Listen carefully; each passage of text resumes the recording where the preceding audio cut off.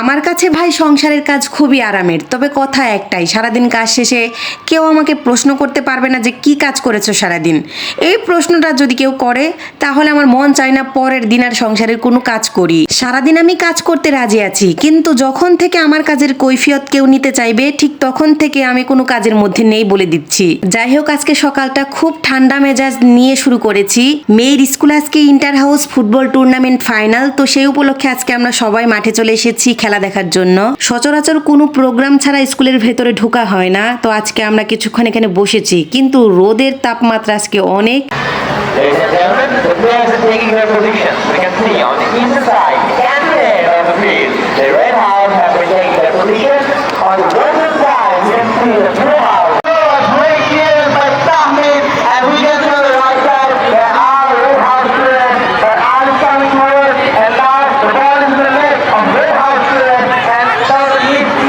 গরম রোদকে উপেক্ষা করে এখানে কিছুক্ষণ বসে আমরা খেলা উপভোগ করেছি।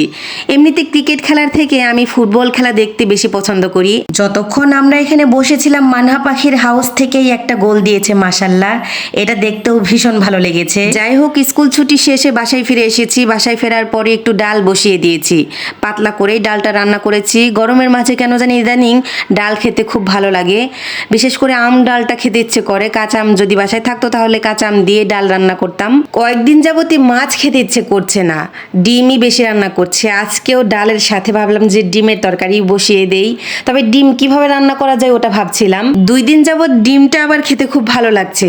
মাছের প্রতি আমার টানটা ওই কয়েকদিন খুবই ছিল, মানে মাছ হলে আর কথাই ছিল না। মানে মাছের তরকারি রান্না করলেই শুধুই মাছ 2 পিস খেয়ে নিতাম।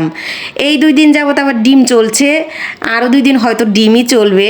তো আজকে ডিমটা একটু ডিফারেন্ট ওয়েতে রান্না করছি, ধুন্দল আর ডাটা দিয়ে ডিম ঝোল করে রান্না করছি। অল্প মশলায় ধুন্দল ডাটা আমি কষিয়ে নিচ্ছি, কিছুক্ষণ কষানোর পর এখানে ঝোল দিয়ে দিব। এভাবে ডিমের তরকারি রান্না করা দেখে আপনারা আবার অবাক হবেন না, আমি মাঝে মধ্যে এভাবেই রান্না করে ফেলি।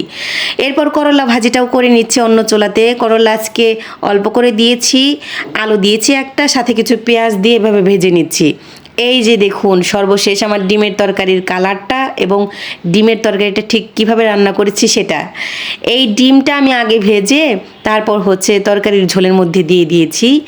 এই তরকারিটা খেতেও কিন্তু ভীষণ মজা হয়। এই গরমের মাঝে তো কথাই নেই, একটা অন্যরকম শান্তি। গরমের মাঝে যে কোনো ঝোলের তরকারি খেতেই কিন্তু অনেক বেশি ভালো লাগে। বেশ কয়েকদিন আগে বাড়ি থেকে আসার সময় মা কিছু কোরানো নারকেল দিয়ে দিয়েছিল। কোনো রকমে মা নারকেল কুড়িয়ে ফ্রিজে রেখে দিয়েছিল, আমি ওটা নিয়ে এসেছিলাম।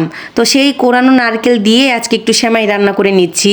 গরুর দুধের সাথে বেশ কিছু নারকেল দিয়ে আমি জাল করে নিয়েছি, এবার সেমাইগুলো দিয়ে দিচ্ছি। লাচ্ছা সেমাই আমার বাসার সবাই যেহেতু খেতে পছন্দ করে, তাই আজকে সবার জন্য লাচ্ছা সেমাই রান্না করে নিলাম।